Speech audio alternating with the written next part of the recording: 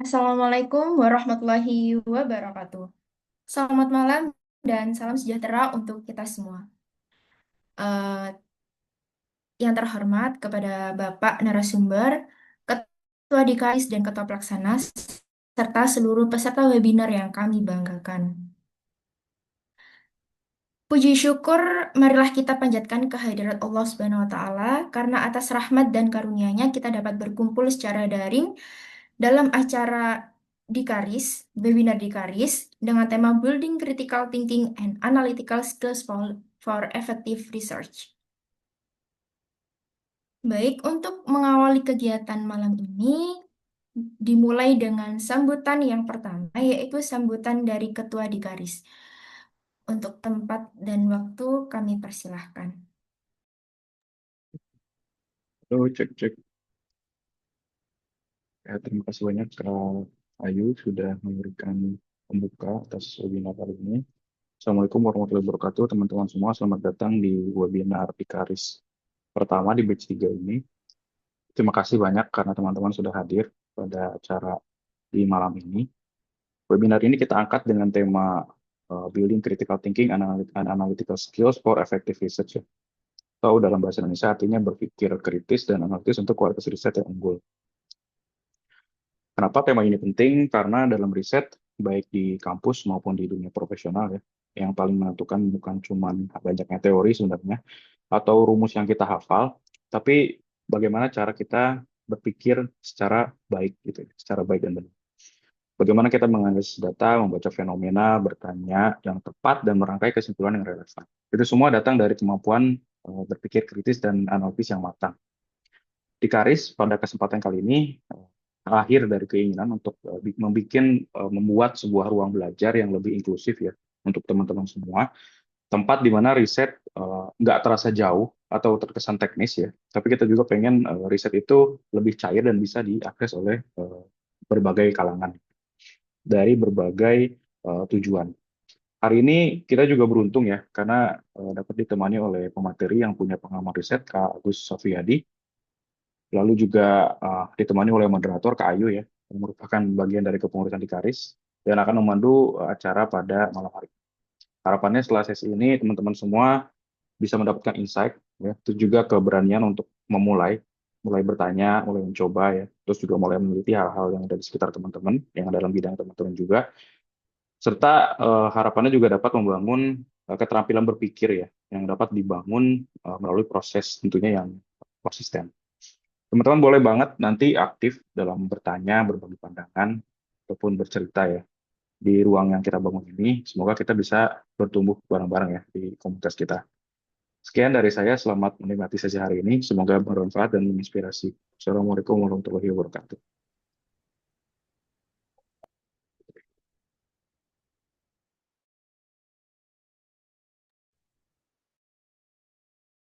Baik, selanjutnya akan dilanjutkan dengan sambutan Ketua Pelaksana. Kepada tempat dan waktu kami persilahkan. Baik, sebelumnya terima kasih kepada rekan-rekan semua. Selamat malam dan salam sejahtera bagi kita semua. Salam Om Swastiastu, Namo Buddhaya, dan salam kebajikan. Pertama-tama, di sini kita memanjatkan puji syukur kepada Tuhan Yang Maha Esa, sehingga kita bisa melaksanakan kegiatan ini secara daring dalam keadaan sehat dan bersemangat tentunya untuk belajar bersama di malam hari yang baik ini.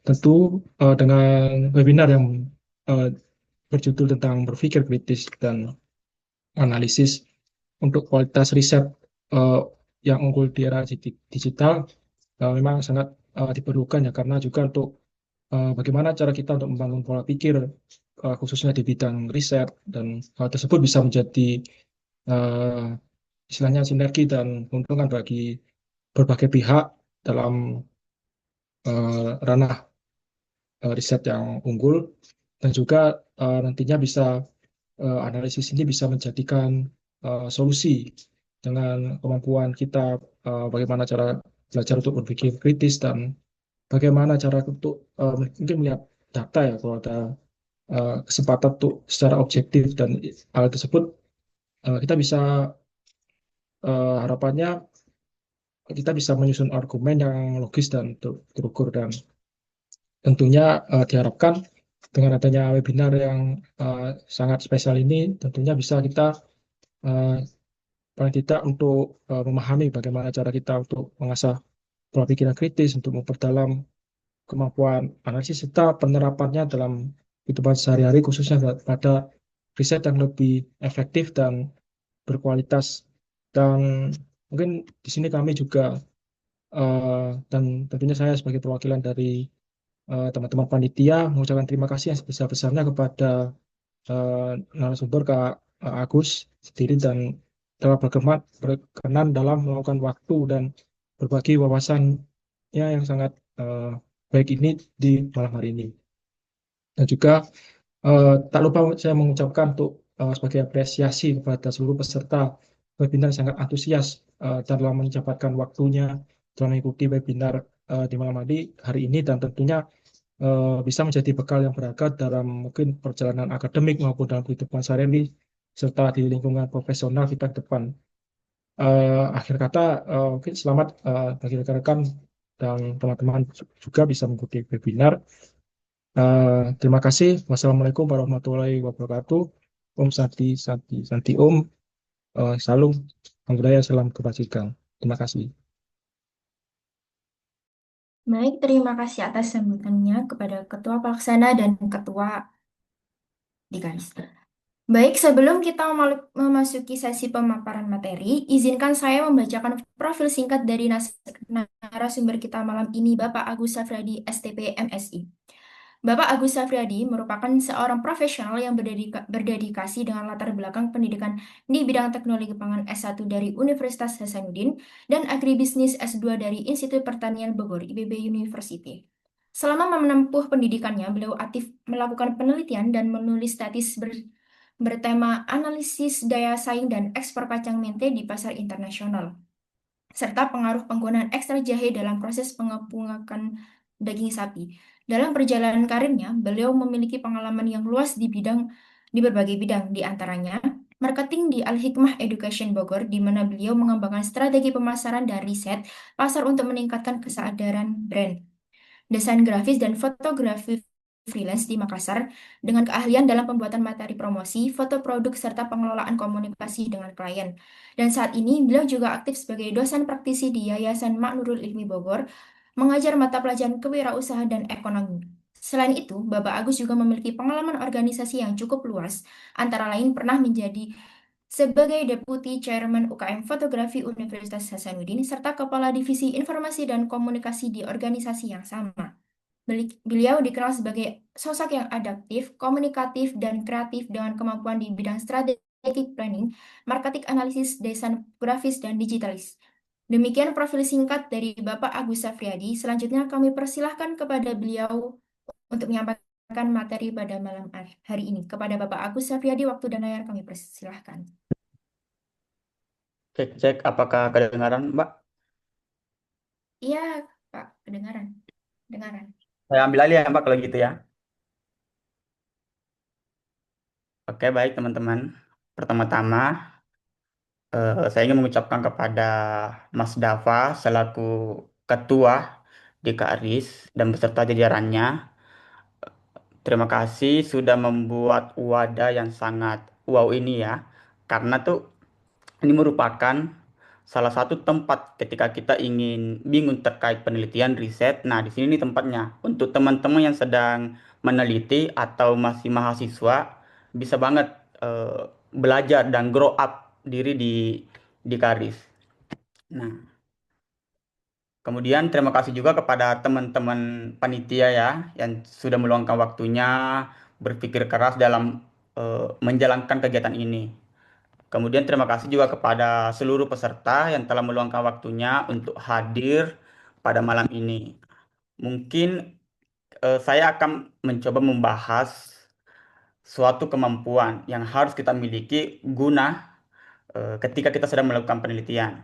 Nah, jadi kemampuan ini juga itu bisa juga kita gunakan dalam kehidupan sehari-hari. Apalagi kita ketahui dalam era digitalisasi saat ini, era modern saat ini, banyak informasi, data yang sangat gampang atau sangat mudah kita jangkau.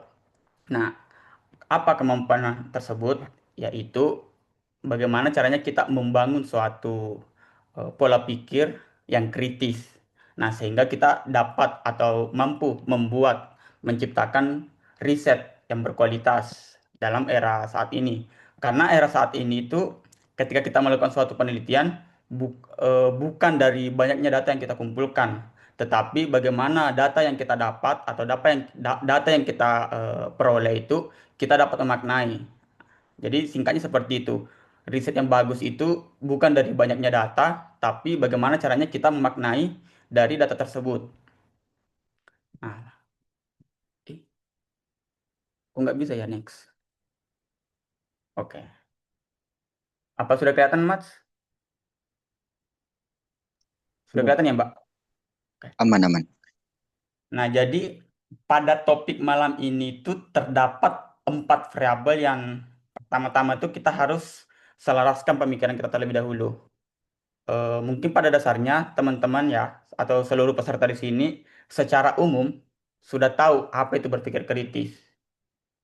Tapi atau namun dalam perspektif riset atau penelitian, berpikir kritis itu suatu kemampuan dalam menilai diri sendiri sehingga kita mampu menghasilkan analisis, evaluasi, dan interpretasi.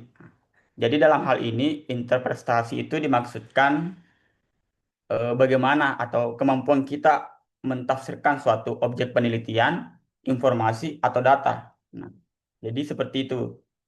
Kemudian misalnya seperti ini, ketika kita ingin melakukan suatu penelitian, peran atau tugas dari berpikir kritis ini pertama-tama itu hal fundamentalnya kita pikir dulu. Kita melakukan penelitian tersebut atau menggunakan data tersebut dengan fenomena seperti ini, apa sih outputnya? Apa sih yang kita harapkan dari ini? Kemudian manfaatnya apa sih? Kalau tidak ada manfaatnya, tidak ada outputnya, ya ngapain kita melakukan penelitian tersebut? Nah, itu salah satu contoh berpikir kritis. Kemudian bedanya dari pemikiran biasa seperti apa? Kalau pemikiran biasa, kita hanya bergantung pada satu sumber. Oh ya udah nih, saya pakai apa fenomena ini aja. Tapi kalau kita berpikir kritis, kita menyelami fenomena tersebut. Jadi banyaklah pandangan, banyak perspektif. Nah, seperti itu berpikir kritis dalam paradigma riset. Kemudian, poin yang kedua atau variabel yang kedua yaitu riset. Nah, mungkin juga teman-teman sudah tahu lah ya apa itu riset secara umum. Namun, saya akan mencoba eh, membagi informasi asal mulanya riset itu seperti apa. Jadi, seperti ini. Riset itu kata dasarnya research. Nah, secara epistemologi, research terdiri dari dua suku kata, yaitu re dan search. Kita ketahui re kan artinya again and again, sedangkan search mencari. Nah, dalam hal ini mencari kebenaran, pembuktian atau informasi. Hanya suatu mengulang untuk mendapatkan suatu pembuktian, informasi dan kebenaran. Nah, itu yang dinamakan research. Kemudian, riset yang berkualitas itu seperti apa? Apakah dengan datanya yang susah didapatkan atau apakah fenomenanya yang sulit dipecahkan ataukah justru riset yang berkualitas itu menggunakan data yang sangat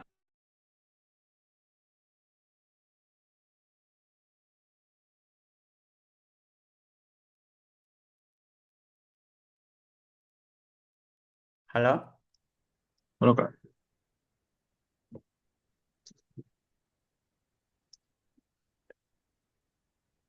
udah kelihatan belum? Ya, sudah. Udah Saya Kak, lanjut udah ya, kelihatan. Mas. Oke Kak. Nah, jadi maksudnya jadi riset yang berkualitas itu bukan bukan dari tujuannya seperti apa, metode yang digunakan seperti apa, datanya apa. Tapi kalau kita lihat dari Scopus, Scopus itu j- penelitian atau hasil penelitian yang sudah diakui secara ilmiah di internasional. Dia itu hanya inovasi dan simple. Simple artinya, simple artinya dalam hal ini menciptakan sesuatu yang tidak umum. Nah, nanti next slide-nya ada kok contohnya riset yang simple itu dan seperti apa. Nah, terus variabel selanjutnya itu era digital. Era digital itu dalam kaitannya dengan riset atau berpikir kritis seperti apa. Di mana data, informasi sudah sangat mudah untuk dijangkau. Jadi untuk teman-teman yang ingin melakukan penelitian di era ini itu sangat sudah mendukung. Nah, ini merupakan salah satu jurnal Q1 yang saya bilang tadi itu simple dan inovasi. Simpelnya simpelnya dari mana? Dari jurnal ini, simpelnya itu metode yang digunakan sintesis teori. Sintesis teori itu maksudnya dia mengumpulkan dari berbagai jurnal, kemudian dari teori itu dia masukkan sebagai landasan landasan argumen. Singkatnya seperti ini. Dia meneliti hasil penelitian orang. Nah, dari sini paham nggak maksudnya? Nah, seperti itu. Dia meneliti dari hasil penelitian orang. Terus dia bisa tembus Q1. Kenapa demikian? Nah, kalau kita berpikir kritis ini, kira-kira kenapa, teman-teman? Nah, karena di sini tuh dia mengangkat tiga variabel. Yang pertama itu kemitraan rantai nilai, terus kemudian kewirausahaan petani, terus ketahanan eh, sistem agri pangan atau ketahanan pangan. Nah, inovasinya di sini, di mana jurnal-jurnal atau penelitian-penelitian lain itu hanya mengangkat masing-masing satu variabel.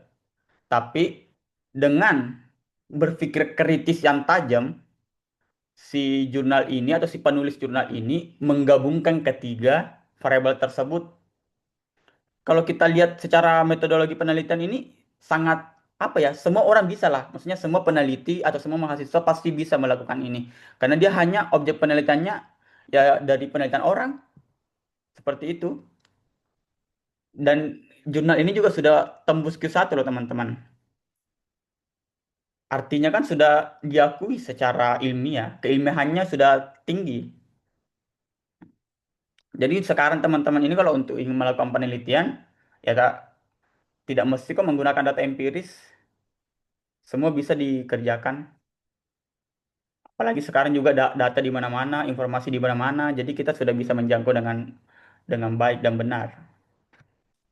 Nah, jadi seperti ini.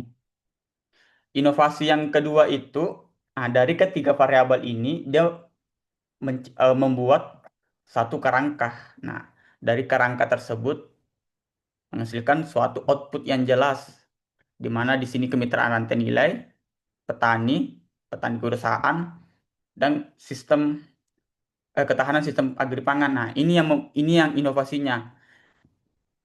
Dasar kerangka ini dari berbagai jurnal penelitian orang. Nah, makanya kan tadi saya bilang jurnal ini itu sangat simple, hanya menggunakan metode penelitian itu sintesis teori. Nah, kemudian juga ada metode penelitian yang bisa kita gunakan yaitu SLR. Ya. Mungkin teman-teman sudah tahu juga. Nah, jadi untuk teman-teman juga saat ini yang masih mahasiswa atau sedang melakukan penelitian, kita ketahui kan riset atau penelitian di Indonesia itu secara kuantitas itu sangat jauh ya. Tapi secara kualitas seperti apa? Nah, itu merupakan data yang saya ambil dari Good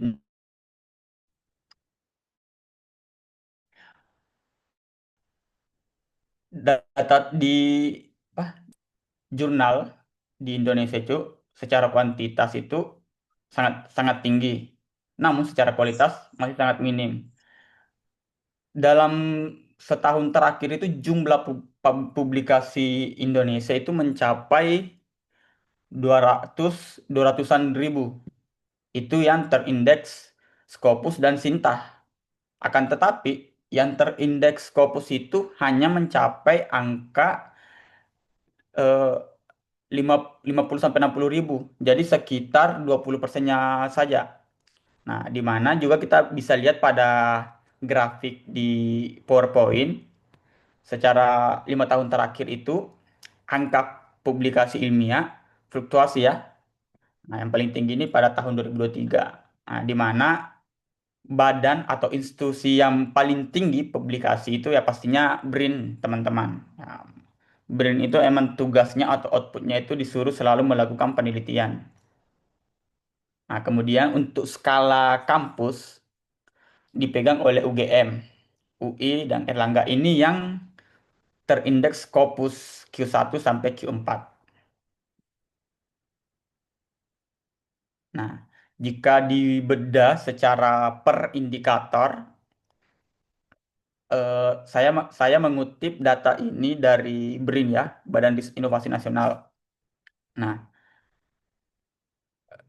secara apa? Global Innovation Index atau GII, ini merupakan apa namanya? Ketika ingin meranking meranking jurnal, nah ini tugasnya GII. Apa aja yang dilihat? Nah, dari ini indikatornya. Nah, jadi di Indonesia ini menempati peringkat ke-54.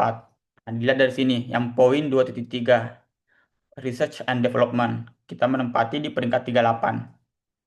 Nah, kemudian pertanyaannya, memangnya kenapa kalau kita peringkat 38? Itu kan artinya sangat berpotensi untuk teman-teman yang hadir di sini pada malam hari ini untuk melakukan atau membuat penelitiannya itu berkualitas. Tolak ukur berkualitas itu cuma satu, masuk Scopus. Kalau sudah masuk Scopus itu sudah diakui secara ilmiah internasional. Kalau secara nasional Sinta 2 masih oke, Sinta 3 boleh lah. Nah, Sinta 3 ke atas itu sudah berkualitas. Kemudian mungkin teman-teman juga masih ada yang bingung apa sih yang membedakan Sinta dan Scopus. Kalau Sinta itu topiknya umum. Yang membedakan ya mungkin dari ada variabel yang membedakan atau metode yang digunakan berbeda atau lokasi penelitian, objek penelitian yang berbeda. Nah, itu yang membedakan. Kalau Scopus itu apalagi Q1 dan Q2 itu benar-benar inovasi. Inovasi yang harus kita tonjolkan. Nah, makanya penting bagi kita untuk berpikir kritis. Jadi tidak usah terpaku ya, teman-teman. Tidak usah terpaku, oh saya nggak ada waktu nih untuk melakukan penelitian, nggak ada biaya untuk melakukan penelitian. Bisa kok kita juga menggunakan metode kualitatif untuk penelitian. Artinya kita bisa menggunakan data sekunder atau tidak kita meneliti penelitian orang. Nah, jadi kita hanya perlu berpikir kritis. Variabel apa yang saya ingin angkat atau isu apa yang saya ingin bahas. Kemudian outputnya apa? Saya mengharapkan seperti apa? Nah, itu dampak apa itu tugas dari berpikir kritis. Nah, sehingga ketika kalian sudah melakukan hal tersebut, itu bisa mempermudah teman-teman untuk melakukan penelitian. Jadi tidak ada batasan lah. Data apapun itu bisa kita gunakan, asal ada dasar argumen. Dasar argumennya apa? Kalian menggunakan teori-teori dari beberapa peneliti yang sudah terbit di Scopus. Nah, ini beberapa data sekunder yang patut kita coba untuk teliti teman-teman. Pendidikan, isu yang sangat penting juga untuk diangkat. Kita kan sekarang berada skor PISA Indonesia itu kan 76 apa 78 itu dua terbelakang. Nah, mungkin teman-teman bisa angkat isu tersebut pendidikan. Tidak perlu turun ke lapangan, gunakan data sekunder. Kalau masih bingung cara menggunakan data sekunder seperti apa, perbanyak membaca. Nah, ketika kalian membaca banyak jurnal, itu akan meningkatkan, membuild up berpikir kritis teman-teman. Berpikir kritis itu sebenarnya tidak instan, teman-teman. Itu dimulai dengan sering membaca. ketika kalian sering membaca, nah itu akan eh, apa, sedikit demi sedikit akan meningkatkan berverifikasi teman-teman. Government, kesehatan, cuaca, banking, pertanian, ini semuanya data ini semuanya tersedia di internet. Cuma bagaimana teman-teman bisa menemukan perumusan masalah dari data yang tersedia. Nah, itu yang paling penting.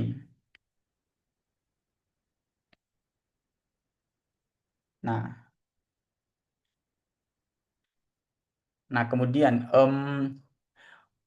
ada salah satu metode atau alat yang kita bisa gunakan untuk mengembangkan atau membantu kita dalam berpikir kritis, teman-teman.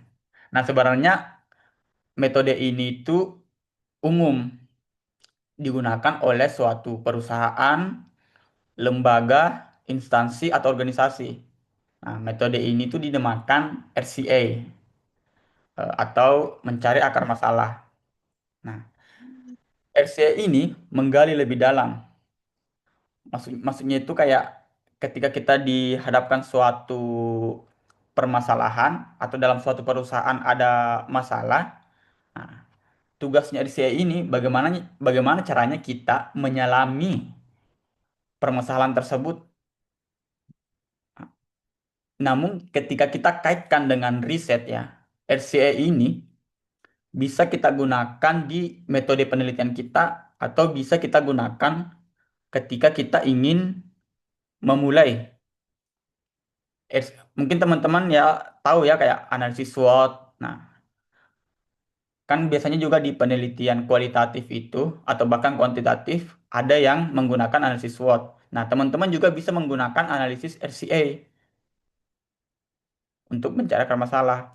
Terus kemudian kaitan RCA dengan ingin memulai suatu penelitian supaya berpikir kritis kita terbuild up, dia itu membangun, maksudnya kayak dalam satu fenomena atau ada isu, ada masalah, itu mempertanyakan apa yang terjadi, kemudian bagaimana itu bisa terjadi dan mengapa itu terjadi. Nah, jadi kita cari tuh satu persatu. Misal contohnya seperti ini. Kinerja ekspor pada kopi mengalami penurunan. Nah, tugas RCA ini itu mendalami apa sih yang membuat kinerja ekspor kopi rendah? Apakah dari kualitasnya, atau apakah dari petaninya, atau apakah dari ya kopinya itu memang harganya terlalu mahal. Jadi kita menyelami suatu permasalahan. Nah, kalau teman-teman ingin mendalami lebih lanjut lagi terkait RCA, mungkin baca aja artikel dari Mas KM 2024. Nah, pada artikel ini beliau menggunakan metode RCA untuk mengetahui, dia meneliti perusahaan ini produksinya menurun. Nah, kemudian dia menggunakan eh, metode RCA ini untuk mengetahui kenapa sih produksi menurun. Nah, dari situ. Jadi RCA ini bisa kita gunakan sebagai metode dan bisa kita gunakan sebagai pondasi argumen kita untuk menyusun latar belakang kita pada bab satu atau tidak di pendahuluan untuk teman-teman yang mahasiswa atau teman-teman yang lagi sedang melakukan penelitian. Nah, terus kemudian RCA ini ada beberapa jenis atau ada beberapa macam yang bisa kita gunakan untuk terkait riset kita.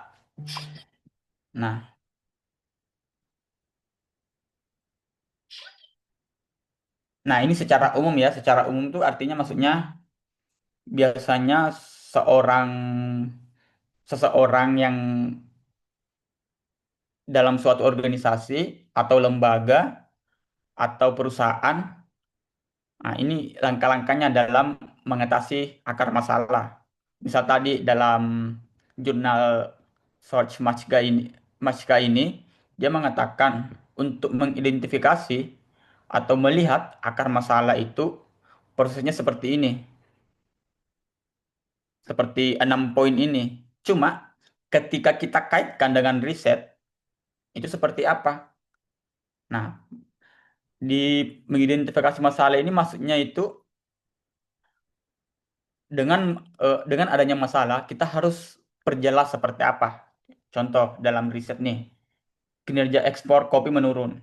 Kita harus perjelas, maksudnya itu kopi apa, apakah yang bijinya atau apakah yang sudah di roasting. Kemudian tahun berapa yang mengalami penurunan, secara 5 tahun terakhir apakah terus menurun. Kemudian memangnya kenapa kalau kinerja ekspor menurun. Nah, seperti itu kita harus memperjelas masalah tersebut. Nah, kemudian mengumpulkan data dalam riset. Kan tadi saya bilang kinerja ekspor kopi menurun kan. Kita mengumpulkan data. Misalnya tahun 2024 secara nasional atau Indonesia itu ekspornya itu sekian persen. Kemudian di berbagai daerah atau sentra produksinya sekian persen. Jadi data-data yang ada pada argumen di identifikasi masalah itu kita buktikan. Nah, selanjutnya itu kita ya penyebabnya. Misalnya kinerja ekspor kopi menurun nih. Penyebabnya kira-kira apa? Apakah memang dari segi produksinya tidak mencukupi atau luas lahannya saat ini memang menurun juga sehingga produksinya ikut turun. Setelah itu baru kita melakukan suatu menyimpulkan eh, penentuan akar masalah. Nah, untuk riset sendiri sampai 4 poin ini sudah bisa kita gunakan. Soalnya kalau yang poin 5 dan 6 ini lebih ke ranah perusahaan, lebih ke ranah perusahaan. Nah, jadi secara garis besar untuk melakukan suatu penelitian ketika teman-teman menggunakan RCA sebagai landasan atau pondasi argumen teman-teman, ini sudah sangat memungkinkan bagi teman-teman semua. Nah, ini apa? RCA itu kan tadi saya bilang ada beberapa alat atau macam yang bisa kita gunakan dalam riset. Yang pertama itu dalam artikelnya Majka mengatakan analisis 5 why. Nah, jadi maksudnya itu seperti ini. Ketika ada suatu fenomena atau masalah dipertanyakan.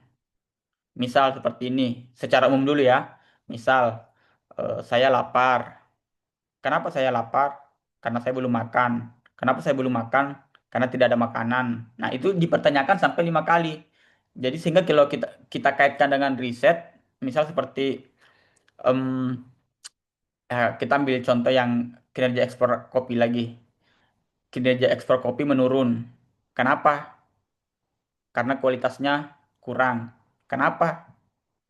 Karena petani menggunakan pupuk yang anorganik. Nah, kenapa menggunakan itu? Karena pupuk organik mahal. Kenapa? Nah, jadi lingkarannya itu terhubung sehingga kita output apa? Output akhirnya itu kita mengetahui oh ternyata permasalahan utama kinerja ekspor kopi turun itu pupuk mahal. Ah, jadi sehingga itu bisa membuat implement apa? Membuat kebijakan, implikasi kebijakan. Nah, jadi pemerintah atau pelaku-pelaku usaha sudah tahu, oh kita kinerja ekspornya menurun nih karena ya kita ketahui harga pupuk mahal. Nah, untuk meningkatkan kinerja ekspor kopi, ya kita buat subsidi subsidi apa namanya pupuk. Nah, seperti itu. Begitupun juga kalau kita ingin menyusun di latar belakang atau pendahuluan pada riset. Nah, jadi kalian menyusun itu secara paragraf satu permasalahan utama. Jadi bedah pakai menggunakan metode RCA yang analisis 5 way. Seperti itu. Nah, ntar ketemu ujungnya. Nah, terus kemudian yang kedua itu diagram tulang ikan. Nah, ini juga merupakan salah satu metode RCA yang patut digunakan ketika kita melakukan suatu penelitian atau ketika kita ingin mencari tahu penyebab dari suatu permasalahan, entah dalam melakukan penelitian, entah dalam kehidupan kita, entah dalam berbisnis. RCA ini sangat bisa digunakan teman-teman. Nah, seperti ini misalnya di kepala ikan itu masalah. Salah. Nah, kemudian ini merupakan variabel manusia, mesin, metode, kemudian terus ada subsistemnya lagi. Misal, contoh masalah apa? Atau kita ambil kasus umum dulu, baru kita kaitkan dengan kasus penelitian. Masalah apa? Misal harga padi, harga kopi tinggi. Apakah ini bisa disebut masalah? Nah, nah, kita beda dari sini. Dari mesin untuk mengroasting kopi itu mahal kan? Nah, di sini sistemnya di sini. Mesinnya mahal, kemudian langka mesinnya, terus kemudian em, masih sangat sedikit. Nah, sebenarnya ini lebih membantu kita mengidentifikasi faktor-faktor. Maksudnya apa sih yang berkontribusi terhadap permasalahan. Nah, jadi ketika kita kaitkan dengan penelitian, teman-teman kalau ingin menentukan variabel, bisa teman-teman gunakan ini. Misalnya variabel variabel apa ya? Penurunan ekspor misalnya salah satu. Nah, dari materialnya seperti apa, kemudian mesinnya, metodenya apa yang bagus digunakan, lebih tersistematis sih ketika teman-teman ingin melakukan penelitian menggunakan metode ini. Nah, jadi metode RCA itu ada kalau tidak salah 4 apa 5 itu. Jadi sisa pilih mau pilih yang 5W atau ini atau yang dua ini. Nah, kalau ini lebih ke membantu kita dalam mengambil kesimpulan aja sih teman-teman yang di Pareto analisis ini.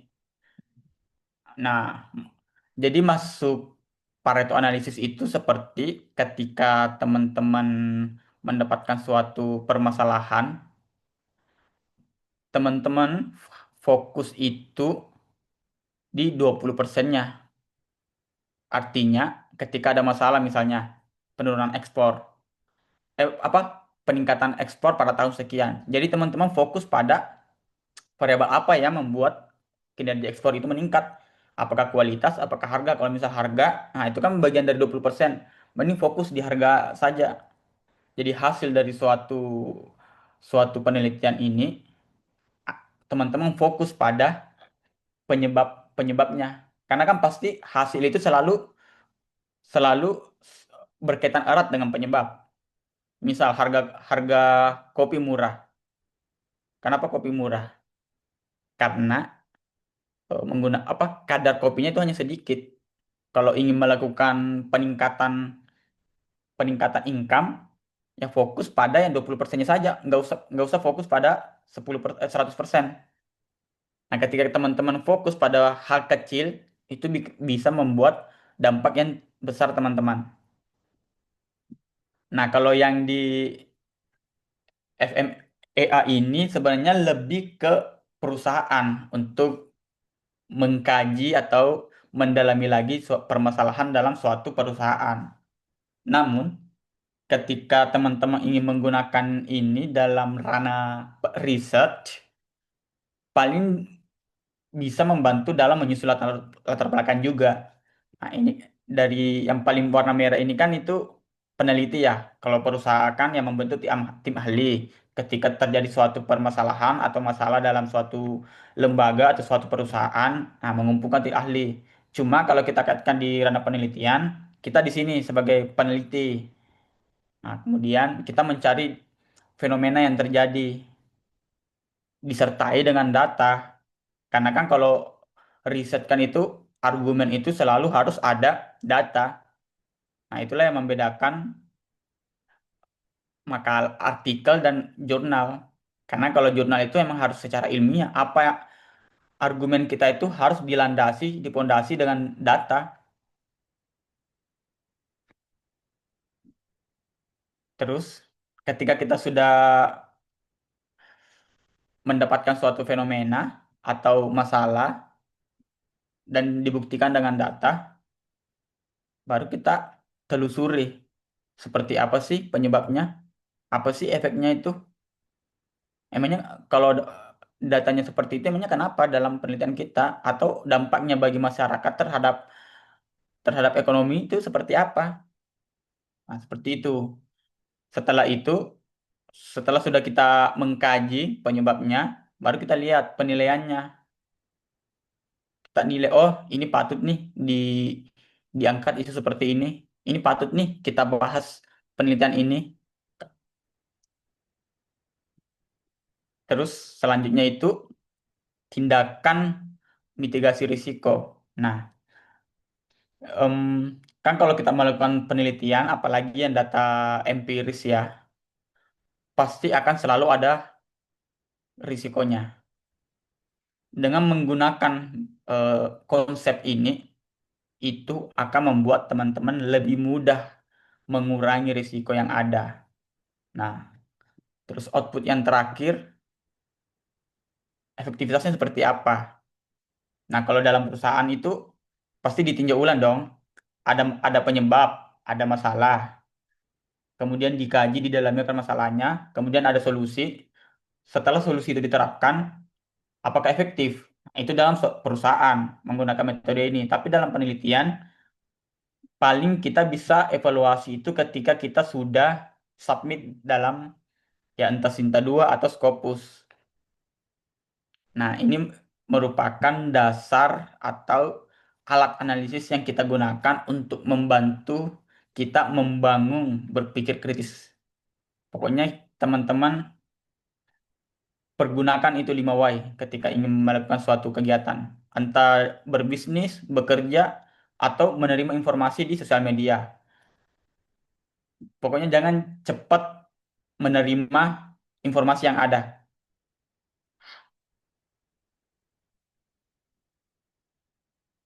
Nah, kemudian triangulasi data.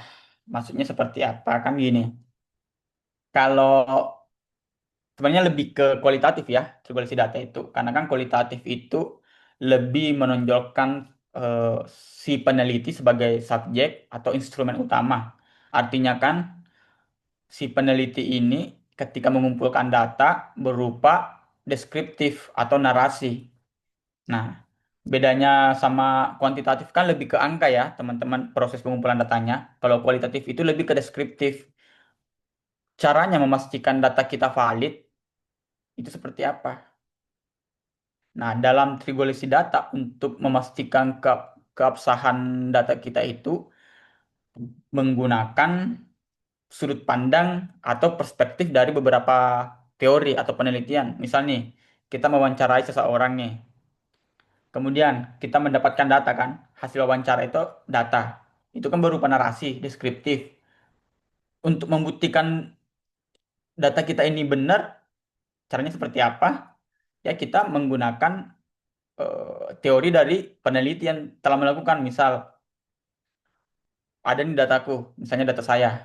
Kemudian apa yang saya tulis itu atau apa yang saya hasilkan dari data tersebut, kemudian saya masukkan kayak hal ini sesuai dengan penelitian A mengatakan seperti ini, atau hal ini sesuai dengan metode yang digunakan oleh si B, atau hal ini sejalan dengan. Nah, itu yang dimaksud dengan triangulasi data.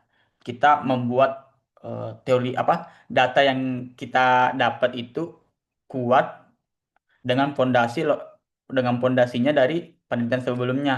Nah, sama dengan juga yang peneliti jurnal tersebut yang pertama kali itu yang Q1.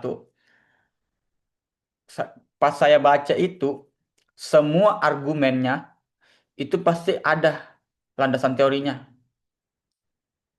Jadi jadi mau kita bantah seperti apapun susah karena ya itu ada landasannya, setiap per kalimat itu rata-rata ada pondasinya, landasannya. Nah, dalam riset itu seperti itu.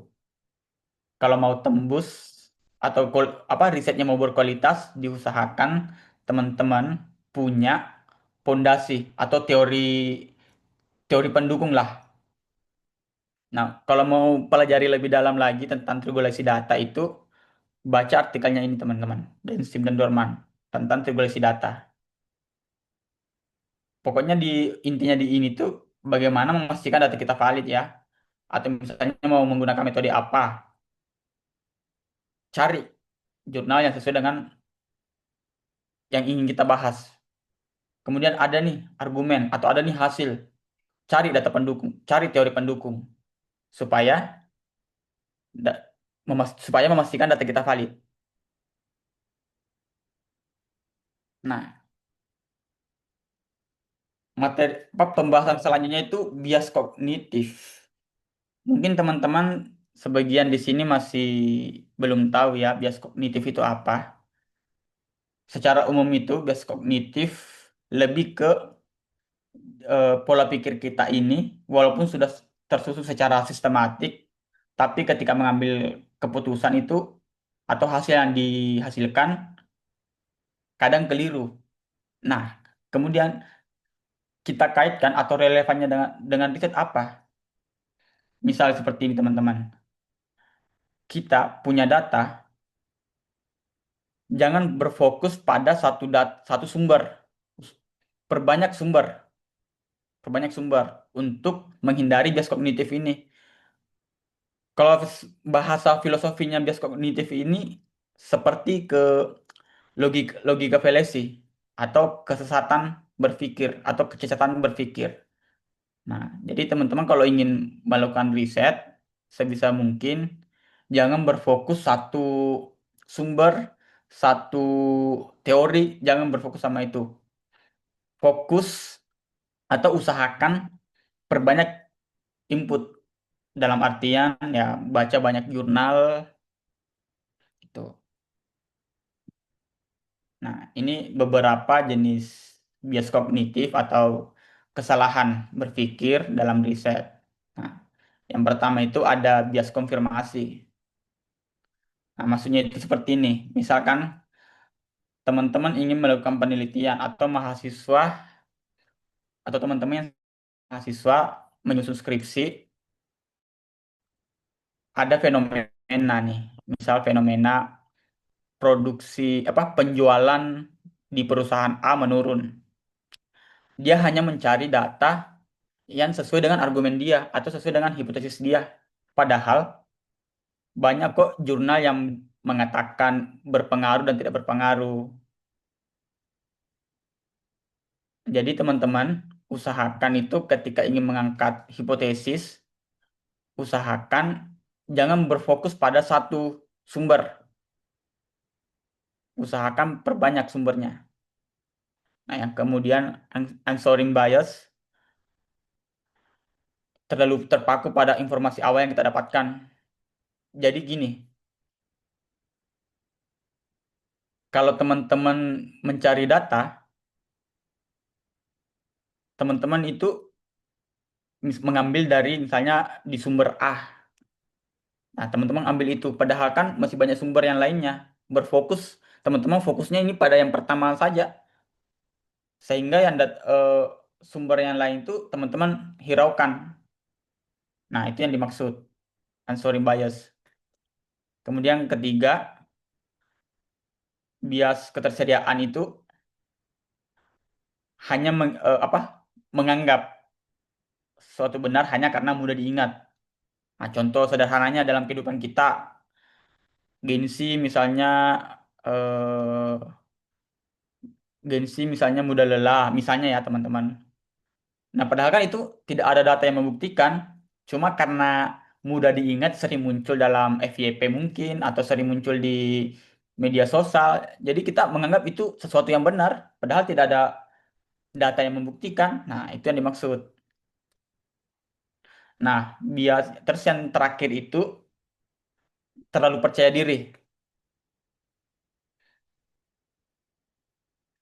Percaya diri maksudnya seperti, ih saya sudah baca baca atau saya sudah survei, atau saya sudah baca jurnal ini, dia mengatakan seperti ini. Padahal yang dibaca itu hanya abstraknya, informasi kecilnya.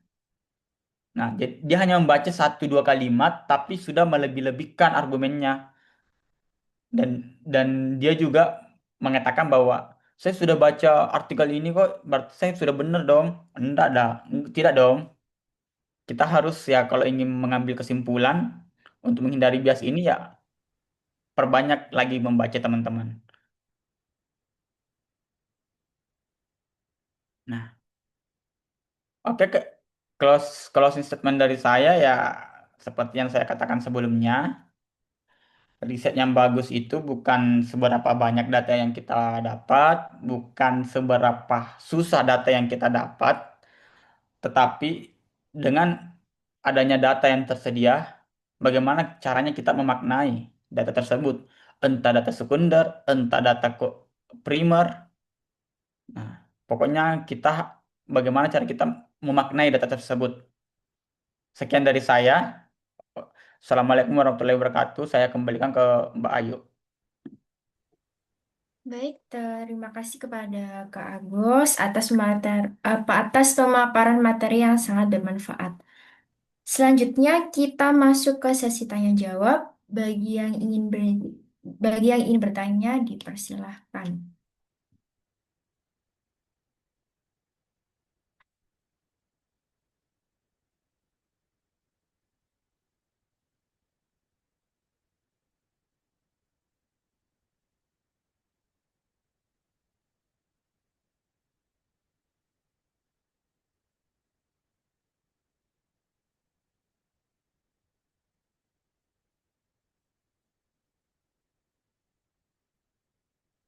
Di sini rata-rata mahasiswa ya teman-teman pesertanya.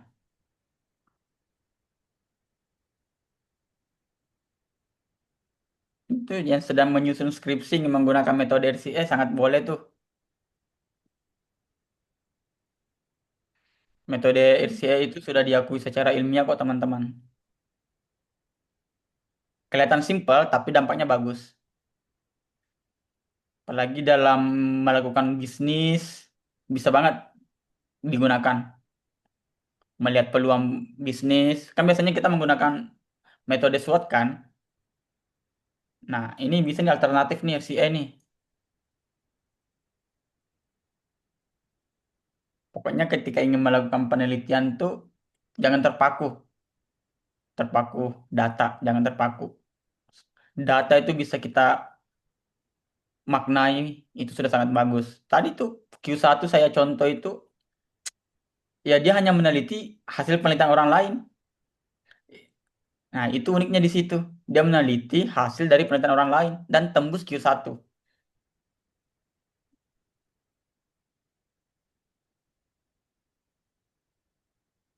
Mungkin bagi teman-teman yang ingin bertanya, bisa raise hand atau di kolom chat aja untuk bertanya. Dipersilahkan.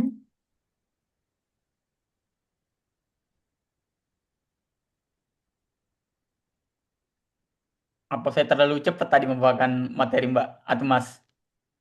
Jadi teman-teman kurang paham kali ya. Baik, untuk Kak Wira Sarwayuda, dipersilahkan untuk bertanya. Kemudian nanti dilanjut untuk Kak Vina. Oke, silakan. Oke, apa suara saya terdengar? Terdengar, Kak. Oke, baik. Sebelumnya izin memperkenalkan diri dulu. Ya, betul nama saya Wira Sarwayuda, bisa dipanggil Wira. Saya mungkin kalau teman-teman di sini masih mahasiswa entah semester berapa atau semester tingkat akhir ya. Saya sudah wisuda baru baru kemarin akhir bulan Oktober sudah wisuda. Saya dari Sekolah Tinggi Meteorologi, Klimatologi dan Geofisika. Teman-teman mungkin pernah dengar itu sekolah kedinasan di bawah naungan BMKG. Oke, jadi walaupun kedinasan saya juga ada skripsi ya dalam lembaga pendidikan saya juga ada skripsi. Saya sudah menyelesaikannya dan sudah lulus. Nah, saya berencana ingin mengkonversi skripsi saya ini menjadi jurnal Scopus gitu ya. Karena eh, rasanya sayang kan kalau misalnya skripsi udah kita tulis setebal itu dengan usaha sekitar 1 tahun ya kurang lebih. Kalau cuma dipajang doang kan sayang banget gitu.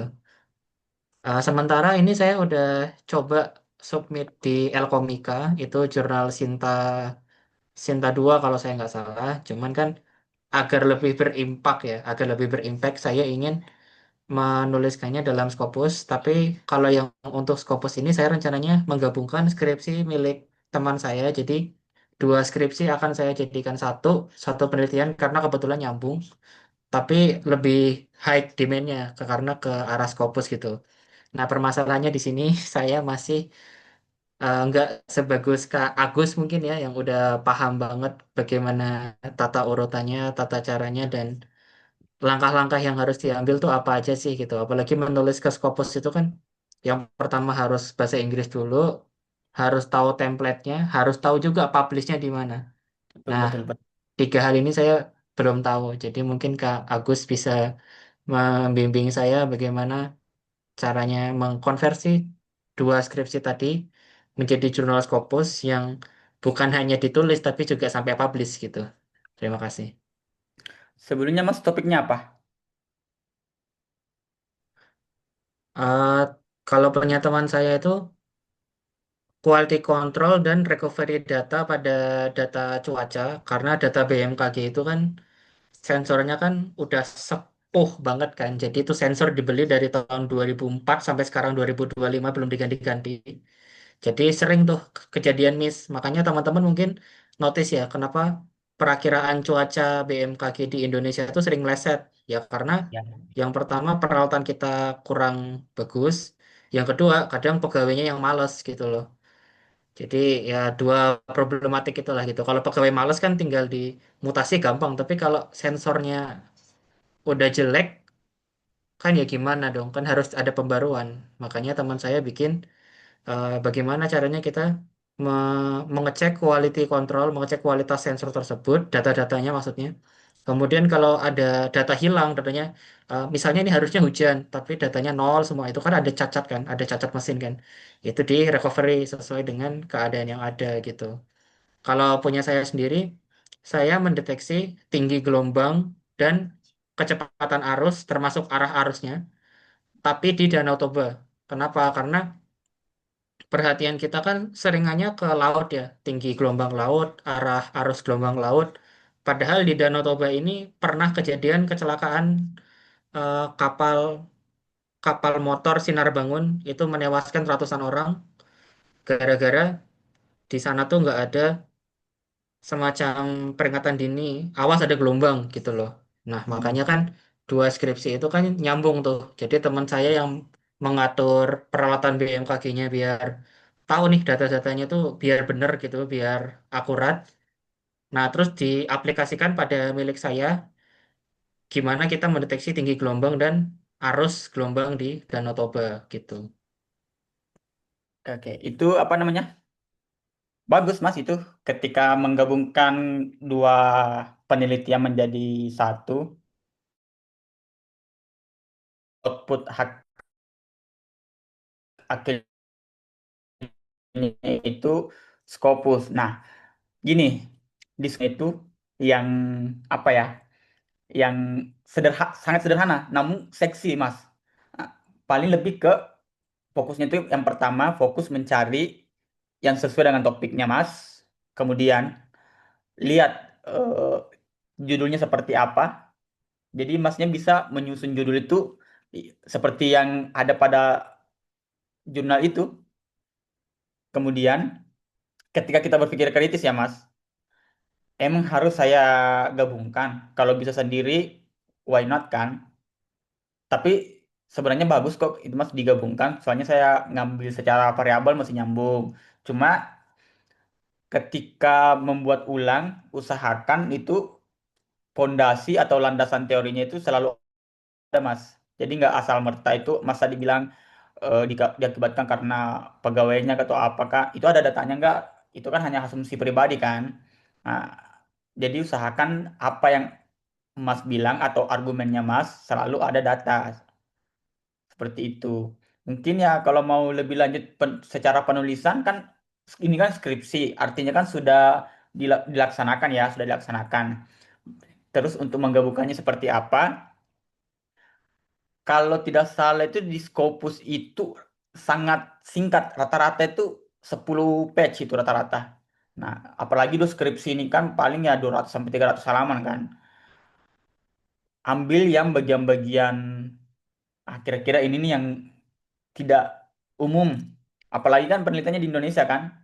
Nah, itu siapa tahu bisa orang luar melihat teori Mas atau misalnya kayak orang luar nih ingin melakukan penelitian yang sama, tapi hanya ada di Indonesia. Nah, itu bisa menjadi teori yang bagus Mas, mengembangkan teorinya.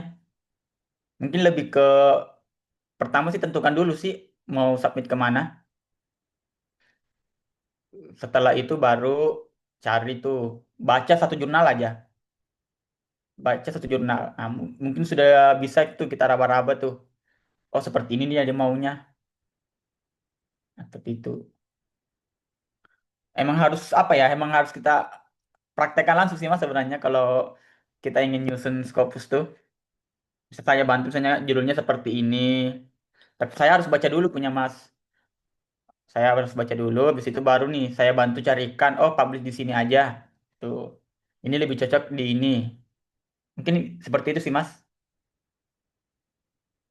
Oke, berarti mungkin kalau misalnya saya mau minta kontaknya Kak Agus, mungkin boleh ya kan biar biar Ya lebih enak melalui gitu kita bisa. ya melalui panitia ya Mas, melalui panitia dan pengurus di Garis. Ya siapa?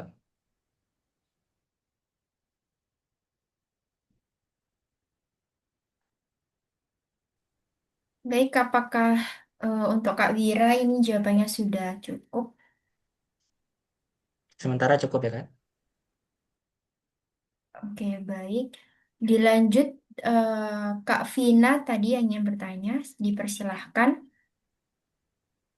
Oke, baik. Terima kasih atas kesempatannya. Semuanya perkenalkan, nama saya Vina Istifada dari program studi pendidikan fisika dari UNY. Izin bertanya, Kak. Eh, saya dan memang bukan ahli riset ya.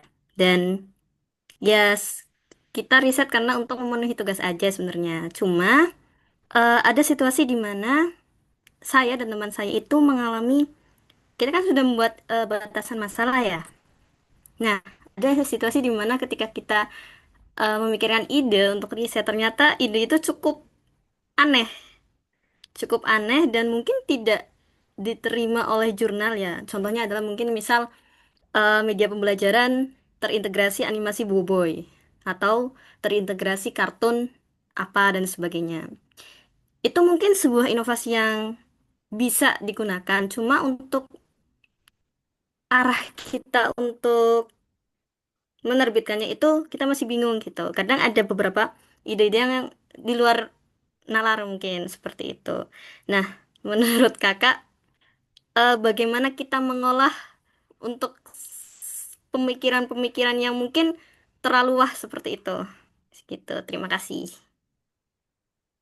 Oke, sebelumnya saya disclaimer dulu ya.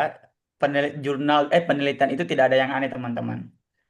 Jurnal itu tidak ada yang aneh. Artinya kan tadi secara epistemologi research kan ya Mm-mm. ingin mencari pembuktian aja, ingin mencari kebenaran aja. Maksudnya kita ada suatu kebingungan nih atau ada kita bingung atau kita ingin mencari tahu apa sih itu. Makanya kita riset. Nah, kalau terkait judulnya tadi itu unik, lucu. Kalau mau masuk di Scopus paling cari di jurusan komunikasi itu kalau tidak salah itu. Nah, mungkin lebih ke Oh, oke. outputnya maksudnya kayak kita jangan tonjolkan di boboinya, tapi eh, fenomena apa sih yang ingin ditonjolkan dari judul tersebut? Ada pesan Bukan di pendidikan, tersirat. Kak. Kenapa? Maaf, bukan di pendidikan. Lebih ke output yang diharapkan, lebih ke komunikasinya atau yang ke Oh, oke, oke. pendidikannya. Nah, kalau saya melihat pandangan saya tuh kalau untuk komunikasi tuh bagus tuh. Tapi kalau di isinya kan tergantung nanti seperti apa isinya.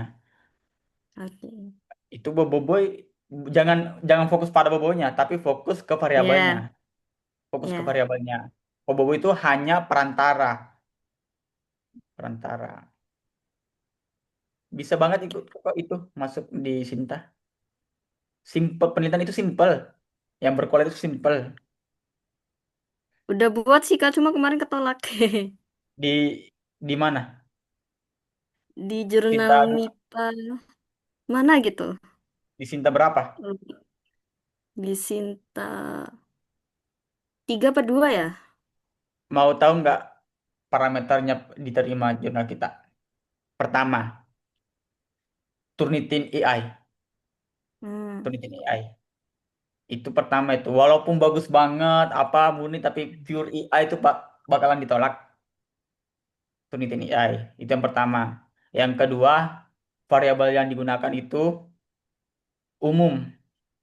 Maksudnya Hmm. sudah terlalu general lah. Kayak misal apa sih yang sekarang kayak pengaruh media sosial misalnya. Itu kan terlalu umum. Inovasinya apa? Ya, Walaupun ya. simpel tapi nggak ada inovasi. Terlalu umum. Nah, paling kalau teman-teman ingin apa lolos, perbaiki dulu di Turnitinnya. Jangan fokus pada AI. Tapi gunakan AI itu sebagai pembantu. Misal ketika ingin mencari jurnal, carikan jurnal saya yang sesuai dengan topik, oke lah. Tapi kalau AI yang ngerjakan ya pasti ditolak. Sinta 3 ke atas itu pasti nolak yang AI. Kalau Sinta keempat ke 5 itu rata-rata AI. Makanya saya saat ini tuh ketika membaca jurnal, kalau di bawah Sinta 3 saya skip. Karena kenapa? Itu adalah hasil dari produk AI. Dan kenapa saya tahu? Karena saat ini saya sedang lanjut studi S3 saya ya. Dan tugasnya itu per mata kuliah membuat jurnal minimal Sinta 2 dan harus juga ada Scopus. Jadi memang kita dituntut tuh selalu baca jurnal yang internasional. Jadi makanya saya bilang Scopus itu simple banget. Saya udah baca beberapa kali review jurnal dan kemudian dipresentasikan ke kelas. Simple dan jangan AI itu paling utama jangan AI. Ya itu. Sekian. Oke Kak, terima kasih. Baik, untuk pertanyaan selanjutnya ini melalui chat yang akan saya bacakan dari Kak Hanif. Izin bertanya, Bang, apa saja hal-hal yang harus kita lakukan untuk mencari sebuah fenomena untuk penelitian, dan bagaimana kita tahu fenomena itu penting untuk diangkat, dan sumber-sumber apa yang Abang pakai untuk mencari jurnal dari Kak Hanif. Ini pertanyaan menarik ya. Sebenarnya seperti kayak ketika kita mencari fenomena ya. Apalagi untuk mahasiswa yang sedang ingin melakukan penelitian. Em, jadi ketika ingin mencari fenomena itu, cari isu terkini. Nah, saat ini kira-kira apa isu yang sangat wow lah, MBG. Kemudian cari tuh apa yang ingin diteliti dari MBG. Datanya apa atau yang beracun, yang itu kan yang sekolah, yang ada siswa yang mengalami keracunan.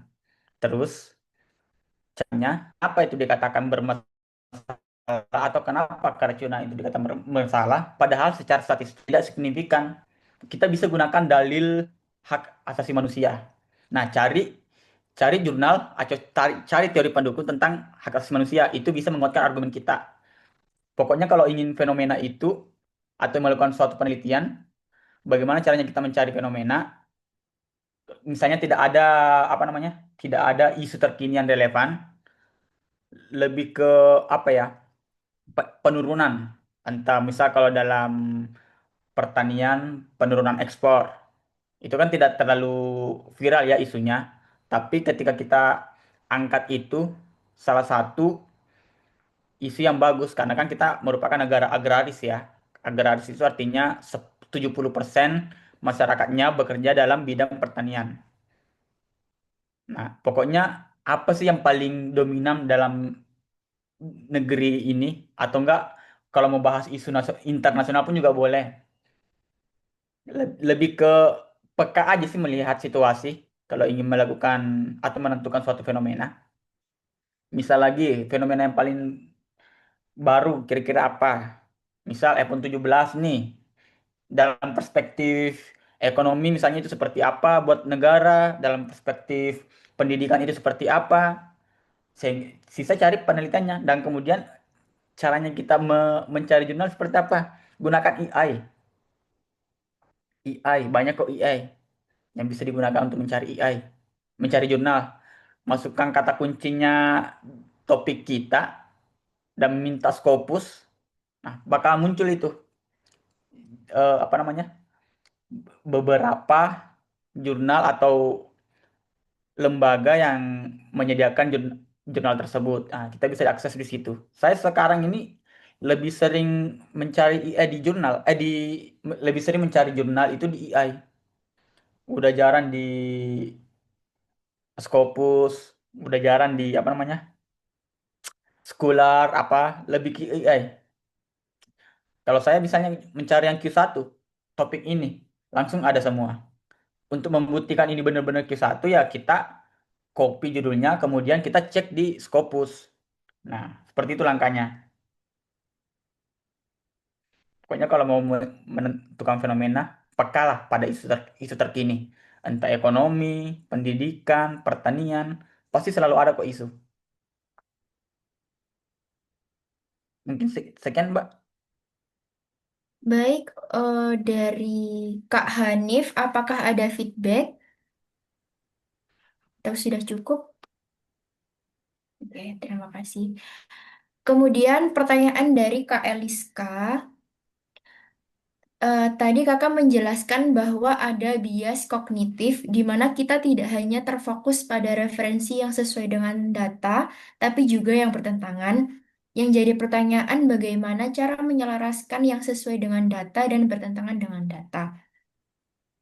Oke, baik. Nah, jadi dalam bias kognitif itu kan kita jangan terlalu fokus atau berpaku hanya satu sumber. Nah, kemudian ketika kita mengangkat suatu hipotesis dan datanya bertentangan, teman-teman ketika ingin menyelaraskan argumen itu, teman-teman gunakan yang namanya metode yang 5 why seperti yang saya jelaskan. 5 why itu paling penting itu. Selaraskan di situ. Maksudnya kayak apakah itu memang penting untuk dibahas? Kenapa tidak mencari data yang misalnya ada hipotesis nih, mencari 5 jurnal atau 5 sumber. Misalnya dari 5 sumber ini mengatakan 3 berpengaruh, 2 tidak. Tidak apa-apa kok masih mengikuti. Ini kan bukan satu referensi. Tapi dari banyaknya jurnal yang kalian kumpulkan, 3 yang mendukung dan 2 yang tidak mendukung, itu masih bisa dipakai. Karena kenapa? Ya karena sudah lebih dari 1 atau 2 referensi. Namun ketika dari 5 jurnal ini, dengan satu hipotesis, 3-nya mengatakan tidak dan 2 iya, justru di situ letak letak apa namanya inovasinya. Kita melakukan penelitian ini karena lebih begini ya cara menyambungkan. Karena penelitian tersebut mengatakan negatif, 3 penelitian negatif. Nah, dari situ saya ingin meneliti apakah teori tersebut benar-benar negatif dengan objek yang berbeda, lokasi yang berbeda, dan responden yang berbeda. Nah, seperti itu menyelaraskan. Sekian, Mbak. Baik, apakah dari penanya Kak Eliska ada feedback?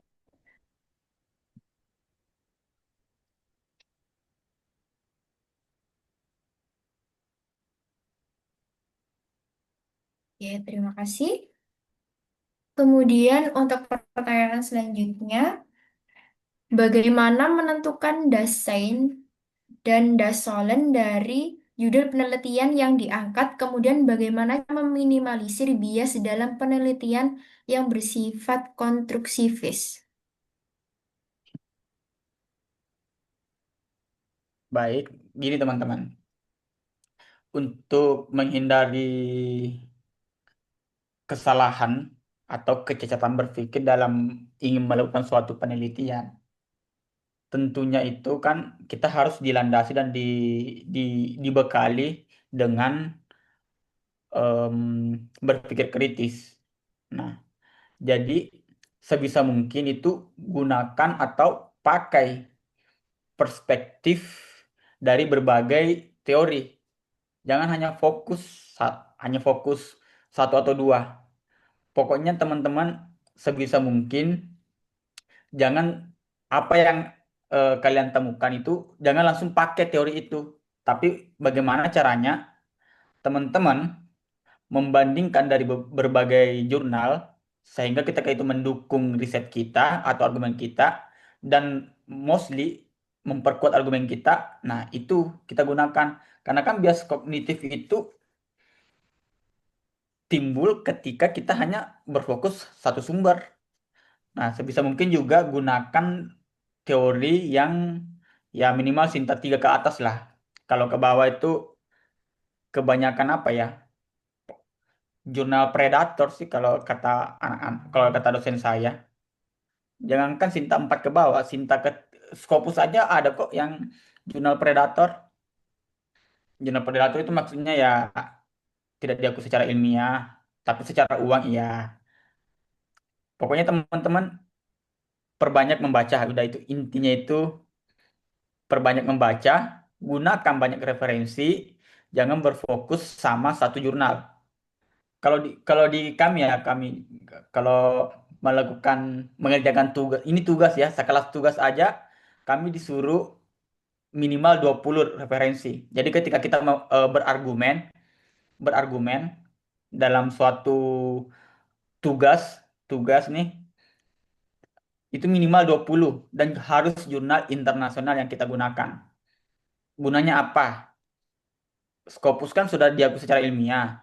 Nah, pasti kalau ketika kita menggunakan itu sebagai pondasi, itu akan menghindari bias kognitif. Nah, kenapa demikian? Ya sudah jelas-jelas sudah Scopus dan referensi dan sumber sumber sumber yang kita gunakan juga 20. Nah, seperti itu yang kami lakukan di kelas S3 ini. Pokoknya di kami itu apa-apa harus ada sumber, harus ada acuan, harus ada pondasi ketika berargumen. Misal kita bilang A, ya kenapa A? Harus ada datanya, harus ada yang membuktikan. Ya, karena kita merupakan dunia akademik ya, apa-apa itu harus disertai dengan data. Sekian, Mbak. Baik, apakah dari penanya Kak Angga ada feedback?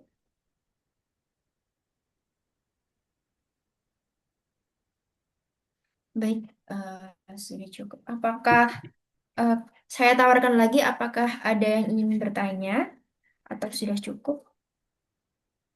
Sepertinya sudah cukup ya, Mbak. Ya, Gimana Mas Ida, sudah Pak? cukup. Baik. Oke, kayaknya sudah cukup juga. Ya mungkin next Oke. apa bisa dilanjutkan di grup ya kalau mau diskusi lebih lanjut ya teman-teman.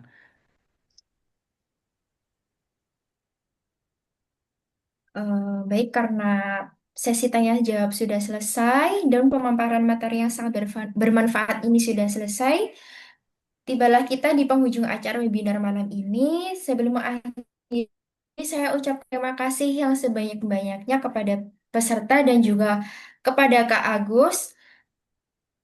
Semoga kegiatan ini membawa manfaat dan menambah wawasan bagi kita semua. Saya selaku moderator, Ayamalia Mustafa, mohon maaf apabila terjadi kekeliruan. Wassalamualaikum warahmatullahi wabarakatuh. Dan dimohon untuk peserta yang mengikuti webinar ini dapat mengisi link presensi. Terima kasih. Mungkin kita bisa sesi foto dulu, Kak Ayu.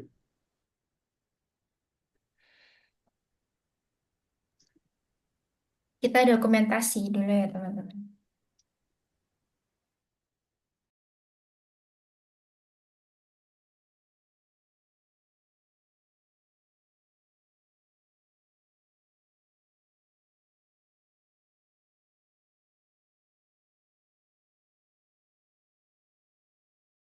Mungkin Kak Ayu bisa koordinir untuk diambil, Kak.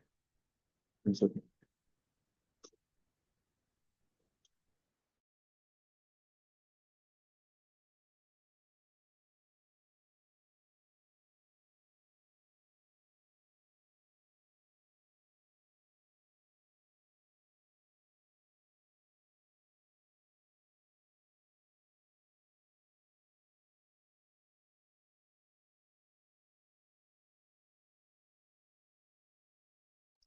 Gimana Kayu? Sudah?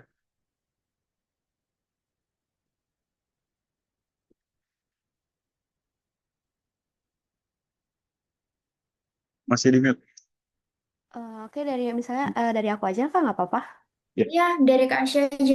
Oke, aku hitung ya. 1, Oh, 2, 3. Sekali lagi mungkin. 1, 2, 3. Oke, terima kasih. Baik, terima kasih teman-teman dan terima kasih untuk Kak Agus atas partisipasinya malam ini.